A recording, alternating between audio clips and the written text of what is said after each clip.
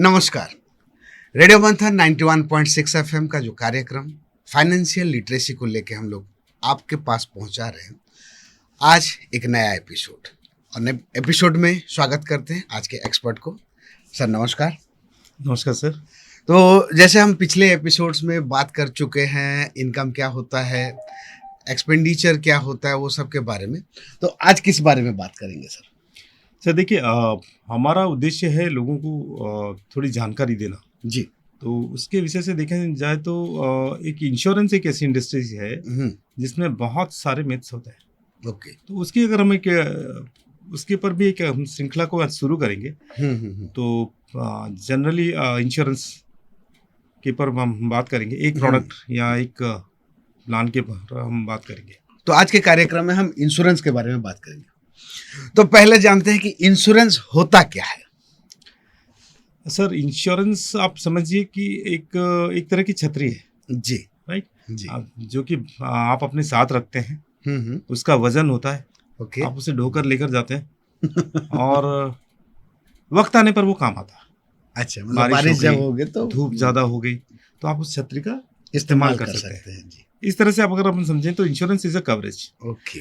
उसमें दो तरह के इंश्योरेंस जनरली होते हैं, लाइफ को सिक्योर करने वाले ओके। और नॉन लाइफ जिसको हम बोलते हैं, जैसे आपका Assets जीने वगैरह। मरने से उसका लिंक नहीं होता। जी। आप समझ लीजिए health insurance, fire insurance, auto insurance, ये सब अच्छा। नॉन लाइफ इंश्योरेंस होता है। ओके, मतलब एक अपने जिंदगी को लेके अपना उसके ऊपर एक इंश्योरेंस रहता है जो कि लाइफ इंश्योरेंस जिसको कहा जाता है, और एक नॉन लाइफ इंश्योरेंस रहता है। तो लाइफ इंश्योरेंस में क्या क्या होता है और नॉन लाइफ में क्या क्या होता है उसके देखिए, बारे में आज के लिए हम स्पेसिफिक होने के लिए ये बहुत बड़ा सब्जेक्ट है। जी जी जी। बहुत सारे एपिसोड लग जाएंगे इसको करने के लिए। हम्म। तो जस्ट स्टार्टअप करने के लिए हम लाइफ इंश्योरेंस के एक पार्ट से चालू करेंगे। ओके। अब लाइफ इंश्योरेंस हम्म। के ऊपर हम फोकस करेंगे। लाइफ इंश्योरेंस क्या होता है? जी। जिंदगी से रिलेटेड ओके। एक समय तक के लिए एक जीवन का, एक आदमी का लाइफ स्पैन जितना होता है उसके दौरान अलग अलग तरह के वो प्रोडक्ट्स लेता है जी। सपोर्ट करने के लिए अपनी फाइनेंशियल प्लानिंग को। ओके। तो उसमें कुछ एक ऐसे प्लान होते हैं कि जो कि डेथ बेनिफिट्स के साथ में ज़्यादा आता है। नेचुरली हम लाइफ इंश्योरेंस में हम डेथ को ही कवर करते हैं कि एक आदमी ने बहुत सारी फाइनेंशियल प्लानिंग की है, उसने कमाना स्टार्ट किया है, इतने साल तक वो जिएगा, बीच में अगर उसको कुछ हो जाता है तो उसके लिए जो प्लानिंग्स होती है वही, या फिर वो जिंदा रह जाता है तो उसको लाइफ सिस्टम को सपोर्ट करने के लिए, या बीच बीच में उसने कुछ प्लान्स किए हैं उसमें अगर उसको कोई कैश की रिक्वायरमेंट आती है उसको करने के लिए मतलब एक हिसाब से कहा जाए लाइफ तो इंश्योरेंस होता है। कहा जाए अपने एक हिसाब से अगर सोचें तो इंश्योरेंस भी एक इन्वेस्टमेंट का ही पार्ट हो सकता है। इन्वेस्टमेंट प्लानिंग का पार्ट कर तो ये जरूर है जी। एज अ प्रोडक्ट इन्वेस्टमेंट का पार्ट होता भी है, नहीं भी होता है। तो जैसे आप समझ लीजिए कि डेथ के बेसिस पे अगर हम काउंट करें कि अगर आदमी को टर्म प्लान लेना होता है, अच्छा, होल लाइफ प्लान लेना होता है, यूलिप प्लान लेना होता है, राइट, इस तरह से क्या होता है कि आदमी अगर इस अंतराल में मर जाता है या नहीं रहता तो ये प्लान एक्टिवेट होता है। ओके। राइट। जी। और कुछ प्लान होते हैं कि जो उसकी फाइनेंशियल स्टेबिलिटी को मजबूत करने के लिए होते हैं, जैसे कि आप एंडाउमेंट बोलते हैं। ओके। है ना। हाँ। उसने धीरे धीरे करके पैसा जमा किया, कुछ समय के बाद वो पैसा मिलता है, मनी बैक पॉलिसी के हिसाब से आ जाता है। देन अपन एन्युटीज बोलते हैं। इस तरह की प्लान्स होते हैं। आज का फोकस हमारा टर्म प्लान पे होना चाहिए। अच्छा। बेसिक इंश्योरेंस स्टार्ट करने के लिए इंश्योरेंस का मतलब ही होता है कवरेज। जी जी। तो आज के एपिसोड में अपने बात करते हैं टर्म प्लान के बारे में। तो पहले बताइए सर कि टर्म प्लान होता क्या है? टर्म प्लान समझिए कि एक इंसिडेंस के होने पर ही आपको वो पैसा मिलेगा। सोच लीजिए मैंने एक इंश्योरेंस प्लान लिया at the age of 23-24, 1 crore रुपए का टर्म प्लान मैंने लिया, या 2 करोड़ रुपए का टर्म प्लान। एलिजिबिलिटी हम चेक करते हैं। तो 2 करोड़ का अगर मैंने प्लान लिया और सोच लीजिए कुछ समय के लिए कवर किया कि मैं आने वाले 30 सालों में मेरा एक फाइनेंशियल एसेट बना चुका हूँगा कि जब मुझे मेरे रहने या नहीं रहने से मेरे फाइनेंशियल गोल्स को कोई असर नहीं होगा, तो उससे अगर मैं उस दौरान मेरी डेथ हो जाती है किसी भी कारण से, वो हम डिस्कस करेंगे। तो उन कारणों के हिसाब से प्रीमियम भी होता है, वो मैंने पे कर दिया, और बीच में अंतराल में मुझे कुछ हो जाता है तो मेरे को पैसा मिलेगा। मोटा मोटा ये समझिए मरने पर पैसा। अच्छा, अल्टीमेटली मरने का बेनिफिट वहां पर आ जाएगा वो। एग्जैक्टली। और मतलब इसमें एक चीज इंपॉर्टेंट चीज आता है, मतलब हमारे मरने के बाद अगर हमारे परिवार का फाइनेंशियल बेनिफिट सही रहेगा तो ये प्लान सही रहता है। तो अभी सोचते हैं कि ये ले कौन सकता है, मतलब ये टर्म प्लान कौन ले सकता है, कैसे ले सकता है, उसके बारे में थोड़ा बात करते अब समझिए, एक मैं जस्ट बोलना चाहूंगा कि जी। अब फाइनेंशियल सिंसियरिटी से बने, कोई तो मरना नहीं चाहता ना। हैं। हाँ मैं तो ये चाहूंगा कि मैं 30 साल का टर्म प्लान लिया हूं तो मैं 30 क्या 31 32 35 40 साल तक जीऊं, जी बस राइट। लेकिन अब मेरी कमाई का और मेरे एक्यूमुलेशंस का या मेरे स्टेबिलिटी का एक प्लान है, तो एक इसको वो प्लान को बैकअप देने के लिए ये प्लान है, ओके टर्म प्लान। जी जी तो उसमें समझिए कि एक मैं एग्जांपल लेता हूँ कि एक बंदा है, पूरा फिट एंड फाइन है, शादी किया नहीं है, कोई कोई लायबिलिटीज है नहीं, पेरेंट्स साथ में नहीं है भी तो डिपेंडेंट नहीं है, सफिशिएंट सोर्स ऑफ इनकम है, आता रहता है, और कॉर्पस भी ठीक ठाक है। उसको इंश्योरेंस की जरूरत है क्या? हाँ नहीं, तब जरूरत नहीं है बेसिकली। अब इसमें मैं ऐड ऑन करता हूँ, बंदा है माता पिता साथ रहते हैं, वही कमाने वाला है, ब्रेड अर्नर्स है, राइट। उसके पास में सफिशिएंट कॉर्पस नहीं है ना। तो एक कंडीशन हुआ, वो ब्रेड अर्नर होना चाहिए। अगर वो जाएगा तो खाने पीने की भी नौबत आ जाएगी परिवार को। He is a bread earner, उसका इंश्योरेंस होना चाहिए। ओके। दूसरा, उसके कोई बंदे के पास में सफिशिएंट कॉर्पस नहीं है, जी जी जी, उसके पास इंश्योरेंस होना चाहिए उसके फाइनेंशियल गोल्स को बैकअप देने के लिए। तीसरा, उसके बहुत सारी रिस्पॉन्सिबिलिटीज है जी, पैसे वाला भी है पर ठीक ठाक है, बीच में बहुत सारी, सोच लीजिए उसको उसकी सिस्टर की मैरिज करनी है जी, बच्चों की मैरिज का वो है, उसकी रिस्पॉन्सिबिलिटीज और भी बहुत सारी हैं, तो अलग अलग रिस्पॉन्सिबिलिटी में उसको कवरेज चाहिए। हाँ, ये या फिर सोच लीजिए आज के दिन में लाइफ साइकिल ऐसा हो गया कि हम बोरो कर लेते हैं बहुत सारा, हाँ, हाउस लोन, कार का लोन, हाँ, उसी में ही जिंदगी, ईएमआई में ही जिंदगी अभी टिका हुआ है। तो अगर जिसका कर्जा है उसको भी लेना चाहिए। अगर जी। इनकेस कुछ ये हो जाए तो एसेट्स के ऊपर में कुछ बात ना आए, जो कर्जा है उसके पैसों से चुक जाए। तो ये 2-4 कंडीशंस वाले लोग जो होते हैं उनको तो इंश्योरेंस, टर्म इंश्योरेंस लेना ही चाहिए। नहीं, बहुत ही बढ़िया बात बोले। जो हमारे श्रोता दर्शक हमें देख रहे हैं, सुन रहे हैं, उनके लिए गुमदा जानकारी ये है कि अगर आपके जीवन में कुछ रिस्पॉन्सिबिलिटीज हैं, कुछ है, तो उसके ऊपर आप जरूर इंश्योरेंस लीजिए और उसी हिसाब से ही आगे बढ़िए। तो अभी बात करते हैं, जैसे टर्म प्लान के अपने बात कर रहे हैं, तो किस हिसाब से लेना चाहिए, कहाँ से शुरू करना चाहिए, कब शुरू करना चाहिए? अब देखिए, पहला सवाल हो गया कब लेना चाहिए। जी, ठीक है, कब लेना चाहिए उसकी कोई लिमिट नहीं। अच्छा जी, लेकिन अगर अर्ली आप लेते हैं तो आपको बेनिफिट ज्यादा होता है। मतलब जैसे कहा जाता है कि सुबह से शीघ्रम, जितना मतलब जितना जल्दी लेना है तो अब ले लीजिए। तो उससे क्यों है ये शुभ लेना, उसको जल्दी लेना शुभ क्यों होता है? एक, प्रीमियम सस्ते होते हैं जी, इनिशियल कवरेज, और शुरुआत के दिनों में जैसे सोच लीजिए 20-22 साल 23 साल का बंदा कमाना स्टार्ट हो गया जी, तो उस समय में क्या होता है कि उसकी कॉर्पस कुछ बना नहीं होता, उसने इन्वेस्टमेंट कुछ की नहीं होती। ओके। तो उस सिलसिले में अगर आप देखा जाए उस समय में डेथ होती तो सबसे ज्यादा हार्ट हिट करता है। Okay, correct. जी जी, अगर सोच लीजिए मिड एज है, हाँ, जैसा हमने पहले बताया था, हाँ, उस हिसाब से। नहीं तो कोई भी 25 साल का टर्म एक फाइनेंशियल टर्म के लिए बहुत बड़ा टर्म होता है जी, विद सेविंग्स और एक कवरेज के साथ बंदा अगर जी जाता है तो उसके सारे गोल्स पूरे हो जाते हैं। 20 से 25 साल कहीं से भी ले लीजिए, कोई 21 साल का बंदा 25 साल के लिए लेता है तो उसका 46-47 में उसके फुलफिलमेंट्स हो जाएंगे अगर वो एडजेक्ट प्लान्स बाकी सब इन्वेस्टमेंट प्लान्स को लेता है जी। अब उसका एग्जाम्पल हम लेना चाहेंगे तो सुन लीजिए, अगर एक दो एग्जाम्पल्स हैं हम अपन कवर करने के हिसाब से मानते हैं 25 साल का।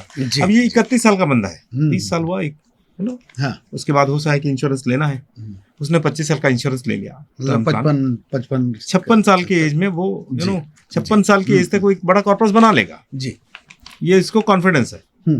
तो आप अब इसको एक कैलकुलेटिव टर्म्स में देखें तो एक एग्जांपल, पूरा एक हाइपोथेटिकल एग्जांपल ले लेते हैं जी। 31 साल का बंदा, 56 साल तक की कवरेज, अब सब लीजिए एक मोटा मोटा 10 करोड़ का प्लान लेते हैं 90,000 से 1 लाख रुपए का उसको प्रीमियम मोटा मोटा पड़ जाता है जी, अलग अलग कंपनीज के हिसाब से। ठीक ठीक ठीक। अब इसमें ये होता है कि मरने पर पैसा मिलेगा और कुछ नहीं। हाँ, अब लोगों ने बेनिफिट्स को वापस लेने के हिसाब से आपके प्रीमियम को वापस करने वाली पॉलिसियां होती हैं, भाई आपका प्रीमियम आपको वापस मिल जाएगा, रिफंड हो जाएगा। जी जी। तो उसमें होगा क्या, प्रीमियम मोटा मोटा डबल से थोड़ा आसपास पहुंच जाता है।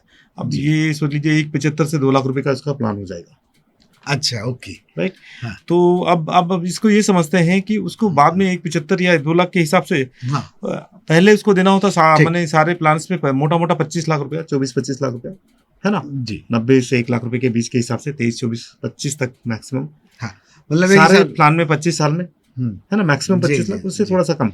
जी अब दूसरे प्लान के हिसाब से उसको देना होता मोटा मोटा 44-45 लाख रुपया। अच्छा, मतलब डबल हो जा रहा है उसमें। हाँ जी, जी जी। ऑलमोस्ट डबल, राइट, जी। ऑलमोस्ट डबल से थोड़ा कम। अलग अलग प्लान्स के हिसाब से अलग अलग हमने क्या क्या लिया है उसमें ऐड ऑन किया है उसके हिसाब से होता है। जी जी। तो आप समझिए ये बेनिफिट्स ये हो गया। अब समझिए इतना आसान है। अगर सोच लीजिए मैंने 25 साल तक बिना रिफंड वाला पैसा लिया, दोनों के बीच में जी। डिफरेंस मोटा मोटा 80-90 हजार रुपए का डिफरेंस है। 80-90 हजार रुपए अगर मैं सेविंग्स पे डाल देता हूँ, किसी भी सेविंग्स पे, ये 44 लाख रुपया लेने के लिए अच्छा, मुझे कितना इंटरेस्ट चाहिए, जी जी। ब्याज कितना चाहिए, हाँ आपको अंदाजा होगा। सोच लीजिए अगर कैलकुलेशंस है, अगर हम जब भी हम एक्सेल्स पे जाएंगे, हम एक्सेल्स की जब बातें करेंगे, हाँ। हम इसको शो करेंगे आपको। अब मोटा मोटा 5.5%, 5.6, 5.4 इस तरह का इंटरेस्ट चाहिए। जी। इजीली अवेलेबल प्रोडक्ट्स हैं सर, अब एफडी करते चले जाइए, हो जाएगा काम।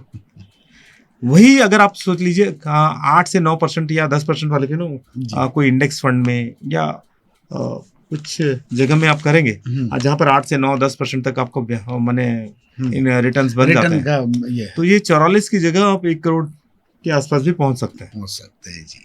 तो ये एक कैलकुलेशन है। इसी को थोड़ा और छोटा करते हैं जी। सोचिए 21 साल का बंदा है ना, वही 25 साल के लिए ले लिया, है ना, 46 ईयर्स 45, उसका 35-40 हजार रुपये, 42 हजार रुपये का प्रीमियम आया, मोटा मोटा 40 हजार का एक एवरेज ले लेते हैं, कैलकुलेशंस तो होंगी। अब टोटल उसने ये किया तो 12-13 लाख रुपए उसने दिया। जी करेक्ट है, करेक्ट। 30 साल का हिसाब किताब ले लिया हमने। अब 60-65 अगर वही प्रीमियम हम रिफंड के साथ लेते हैं, प्रीमियम डिफरेंस हो गया 60 से 65 हजार रुपये जी। देन उसको टोटल पेमेंट करना है 22 से 23 लाख रुपए। अच्छा, है ना, ये और मिलेगा कितना, सो टोटल समझ लीजिए 22 लाख रुपए के आसपास का हिसाब किताब होता है जी। वो उसको लेने के लिए 4.5% का ब्याज चाहिए मालिक। अच्छा जी। तो आपकी डिसीजन मेकिंग जल्दी लेना शुभ, मैंने आपने जो बोला शुभ क्यों होता है, जी जी जी। एक कॉस्ट कम होता है, डिपेंडेंसी पॉइंट ऑफ व्यू से उस समय में सबसे ज्यादा फाइनेंशियल प्लान को बैकअप की जरूरत होती है, क्योंकि कॉर्पस बने नहीं होते। जी ठीक है जी। एंड देन इनकम्स के इसमें एक थोड़ा सा डिमेरिट होता है हल्का सा कि बंदा जल्दी अगर इंश्योरेंस ले ले तो उसकी एलिजिबिलिटी क्राइटेरिया को वो हिट कर जाता है, और इंश्योरेंस सफिशिएंट नहीं होता कुछ टाइम्स जाने के बाद। अच्छा, तो उसके बाद फिर हम बात करते हैं कि क्या होता है क्या नहीं होता है। नेक्स्ट, मतलब इस हिसाब से अगर प्रॉपरली अगर देखा जाए तो अपना फाइनेंशियल प्लानिंग प्रॉपरली करना चाहिए। तो इसका कवरेज कैसा रहता है, क्या रहता है, उस बारे में थोड़ा बात करेंगे। अब कवरेज की बात देखिए 2 पॉइंट्स पे ज़्यादा डिपेंड करती है जी। एक ड्यूरेशन, कितने समय के लिए लिया गया, और कितना अमाउंट लिया गया। ओके, है ना जी। तो कितना आपको जो इंश्योरेंस है एक आपको मिलेगा कितना, वो एक पॉइंट होता है, राइट। और आप सेल्फ सफिशिएंट होने के लिए करना कितना चाहते हैं, 2 पॉइंट ऑफ व्यू है। यानी एक खर्चे के पॉइंट ऑफ व्यू से, हाँ, और एक आपकी इनकम की एलिजिबिलिटी पॉइंट ऑफ व्यू से। देने वाले का एक एंगल है और लेने वाले का है। जी, है ना। जी, हाँ। तो ज्यादा कवरेज किसी को चाहिए अभी। हाँ। अब समझिए अब आपको मिलेगा कितना इंश्योरेंस। जी, जी, जी। आप उसमें ये मानिए कि 2 तरह की आपकी इनकम है, या तो आप सैलरीड है, हाँ, या सेल्फ एम्प्लॉयड है, एग्रीकल्चर वगैरह जो भी बिजनेस वगैरह जो भी आप ले लीजिए। दोनों का क्राइटेरिया अलग अलग होता है कंपनी उसका। रिस्क कैलकुलेशन उस हिसाब से होता है। ठीक। तो जैसे सैलरी वाले लोग हैं उनका सालाना इनकम का 20-25 टाइम्स तक भी वो इंश्योरेंस ले पाते हैं। अच्छा, ओके, सालाना इनकम का 20 से 25 times. Lemons point of view से जब आपकी इनकम अगर सोच लीजिए मिडिल एज में है या सफिशिएंट है तो उसमें आपको 10 गुना तक चल जाता है, लेकिन अर्ली एजेस में इसको थोड़ा ज्यादा रखना पड़ता है ताकि अमाउंट सफिशिएंट हो जाए। हाँ, अब एक बंदे की सालाना इनकम सोच लीजिए 10 लाख रुपए है जी, तो उसको 2 से 2.5 करोड़ का प्लान लेना चाहिए, या उसको मिल सकता है। हाँ, मतलब एलिजिबिलिटी क्राइटेरिया उस हिसाब से आ रहा है। ठीक ठीक। देन अगर मुझे उसको बढ़ाना है तो लीजिए, हमको तो ये पता है कि हमने एक प्लान ले लिया, 21 साल में डेथ हुई तो भी वही 2 करोड़ है, और 50 साल में भी वही 2 करोड़ है। 2 करोड़ है जी, है ना। हाँ, टर्म्स खत्म होने तक। लेकिन मेरे तो जरूरतें बढ़ेंगी घटेंगी। हाँ। उस केसेस में क्या होगा जी, मेरे इनकम स्टैंडर्ड्स भी बढ़ जाएंगे ऑब्वियसली। मेरी एलिजिबिलिटी, तो क्या मैं रेगुलर बार बार इंश्योरेंस लेता रहूं जी, या फिर उसी प्लान्स को ऐड ऑन कर सकूं? तो इसमें बहुत सारे प्लान्स में कुछ विंडोज ओपन होते हैं अलग अलग टाइम पे जी। 2 टाइप के प्रोडक्ट होते हैं। एक कि भाई मेरी इनकम के बेसिस पे मैंने मान लिया, रेगुलर बेसिस पे मेरे 5% 10% इंश्योरेंस हर साल या हर 2 साल जैसा टर्म होता है उस हिसाब से बढ़ जाए। ओके, हाँ, उसमें मुझे कवरेज ऑटोमेटिक बढ़ जाएगा, प्रीमियम भी कैलकुलेशन उस हिसाब से आ जाएंगे, and I am ready to pay for this. Okay. Gradually वो बढ़ता चला गया, 5% 10% करके धीरे धीरे जिस हिसाब से ग्रेजुअल ग्रोथ होते रहेगा जी। एक ये होता है कि विंडोज ओपन होती है छोटी छोटी। अभी जब मैंने इंश्योरेंस टर्म प्लान लिया उस समय में मैं शादीशुदा नहीं था जी। जब मैंने मैरिज करी, मेरे बच्चे हुए, उस समय में ऐसे बहुत सारे इंसिडेंट्स होते हैं प्लान करके या हम डाल देते हैं उस पर। तो उस जगह पे हम लोगों को इंश्योरेंस कंपनियां प्रीमियम को बढ़ाने का और कवरेज को बढ़ाने का मौका देती है। ठीक, राइट। तो अभी इतने सब तो बात कर लिए, एंड तक पहुंच रहे हैं, तो यहाँ पर एक सवाल आ रहा है कि कौन से कंपनी से हमें लेना चाहिए, कहाँ से लेना चाहिए? देखिए, बहुत बड़ा वाइटल सवाल है, लेकिन इसको मैं लास्ट में लेना चाहूंगा जी। इससे पहले अगर अपन थोड़ी सी ड्यूरेशंस की बात कर लेते हैं, जी, है ना। तो ड्यूरेशंस क्या होता है कि अब कई लोग बोलते हैं ना कितने साल के लिए लेना है। हाँ, ये टर्म प्लान है, एक छोटा छतरी है जी, है ना। घर में आने के बाद इसका कोई काम नहीं फट जाए तो भी चलता है ना। ये आपको उसी हिसाब से कवरेज दे रहा है। ठीक। तो सोचिए, अब अगर मैं जनरली क्या मानता हूँ कि मैं जब रिटायर होता हूँ मेरी इनकम बंद हो जाती है। हाँ, और मैं ये भी मानता हूँ कि by the end of retirement 2-3 effects होते हैं कि भाई हाँ मैंने सफिशिएंट सारा काम कर लिया और कुछ अपने पास कुछ भी बना लिया, आगे चलाने के लिए, खर्चे देने के लिए मेरे पास पैसे हो गए जी। एक ये हो गया। दूसरा एंगल ये होता है कि मैं मेरे जो बच्चे हैं हाँ, वो बड़े हो गए होंगे जी, उनका फाइनेंशियल प्लानिंग का पार्ट मुझसे अलग हो जाएगा। जी जी जी, करेक्ट। हाँ, मुझे मेरा और मेरी स्पाउस का खर्चा ही ये मैनेज करना है। उसके लिए मुझे इंश्योरेंस प्लान की जरूरत नहीं, इतना सफिशिएंट मेरे पास में कॉर्पस है जिससे कि मुझे रेगुलर इनकम आ जा रही है। जी जी जी। आइडियली वही होना चाहिए। या फिर दूसरे एंगल से लेंगे कि एवरेज डेथ एज क्या है। ओके, अब आप समझिए होल लाइफ प्लान आते हैं, 100 साल में मरने पर भी पैसा मिलेगा, लेकिन मालिक वो महंगा हो जाएगा। अच्छा, क्यों महंगा हो जाएगा? रिस्क फैक्टर बढ़ेगा तो कैलकुलेशन में उस हिसाब से जी जी। तो उसको इस हिसाब से समझते कि प्रोबेबिलिटीज क्या है 70 साल की उम्र में। हमारा जो माने कैलकुलेशन है, जो डेटा बताता है कि जनरली 70 साल की उम्र में जेंट्स की डेथ हो जाती है, 72-73 साल में लेडीज की। मोटा मोटा समझिए तो 75 साल में दोनों का कहानी खत्म हो जाता है। 90% डेटा यही है जी। ज्यादा और ले लें तो 80 साल तक, 100 साल तक मुझे इंश्योरेंस। लेकिन एवरेज डेथ रेशियो जो रहता है वो उसी एज के हिसाब से रहता है। प्रोबेबिलिटी ज्यादा बढ़ जाती है तो इनकम का वो इंश्योरेंस महंगा हो जाता है जी जी, देना मुश्किल हो जाता है जी। तो इसलिए एक एवरेज 2 एंगल से लें कि एक रिटायरमेंट एज के हिसाब से या एक मिनिमम सफिशिएंसी एज के हिसाब से। उसके बाद अब हमारी लाइफ बोनस है, बोनस को कवर नहीं करने से भी चल जाता है। राइट, ठीक। तो अभी कंपनी के बारे में बात करते हैं, कौन से कंपनी में लेना चाहिए, कैसे लेना चाहिए? देखिए, राइडर्स हम भूल गए। अच्छा जी, बहुत बड़ा चीज होता है राइडर्स। ओके, मतलब समझिए कि बहुत सारी चीजों को बैकअप देने के लिए राइडर्स होते हैं। अब जनरली राइडर्स का नाम लेते हैं एक्सीडेंटल डबल बेनिफिट, वो ही आ जाता है बस। ये एक तरह का प्रॉफिटेबिलिटी प्लान है। इंडिया में इंश्योरेंस जब आपने एक टर्म प्लान लिया तो आपने डेथ के हिसाब से अपना कवरेज डिसाइड कर लिया ना पहले से कि मेरा इतना होने से सफिशिएंट हो जाएगा, चल जाएगा। अब मरने के बाद मुझे डबल क्यों लेना है? It is a kind of opportunities. Okay, आप समझिए इंडिया में एक्सीडेंटल डेथ रेट्स थोड़ी सी ज्यादा है, हाई है। तो प्रोबेबिलिटी है कि एक्सीडेंट मीट कर जाए जी। उसके नाम का मैं थोड़ा पैसा दे देता हूँ, कुछ ज्यादा कुछ मिल जाएगा बस। राइट, बट एक्चुअल में सोचिए क्रिटिकल इलनेस, आप समझिए कि मेरा प्लान जो है किस बेसिस पे चलता है, प्रीमियम के देने के ऊपर चलता है जी। करेक्ट है। तो प्रीमियम मेरी नहीं देने की सिचुएशन कब आएगी? जब मैं बहुत कोई बड़ी बीमारी से जूझ जाऊं, कमाने के लायक नहीं रहूं बस। तो उसके इनबिल्ट में मुझे या तो एक सफिशिएंट पैसा चाहिए जो कि मेरे कवरेजेस, मेरे बीमारी के खर्चे को और इंश्योरेंस प्रीमियम को बैकअप दे सके क्रिटिकल इलनेस में एक लमसम अमाउंट जी। तो वो एक कवर होता है और उसके उसी के थ्रू से एक आता है वेवर ऑफ प्रीमियम कि आगे मुझे पैसा देना ना पड़े। मतलब तो इस तरह के राइडर्स ऐड कर लेने से पॉलिसी चलता रहे लेकिन प्रीमियम देने का टेंशन अपने पास ना। एक परमानेंट डिसेबिलिटी का क्लॉज होता है एटीपीडी जी। आप समझिए मेरा हाथ पाँव में कुछ हो गया, डॉक्टर्स बोलता है साल 1.5 साल में ये निकलने का ज्यादा से ज्यादा 6 महीने में कुछ भी एक हिसाब से लेकिन अब 1.5 साल 2 साल पैसा भी तो देना है ना। बस सही। मैं मरा तो नहीं हूँ, इंश्योरेंस नहीं करेगा बस।